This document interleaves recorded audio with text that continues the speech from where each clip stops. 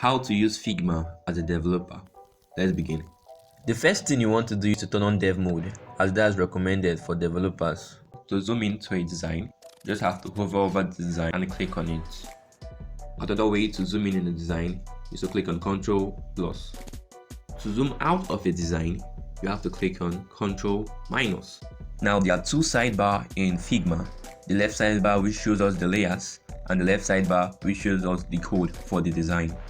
To move around our design, you can either use the scroll bar or you click on spacebar and simply move with your mouse. To see the code of a design, just click on it, and in the Inspect tab, the code will be displayed in groups.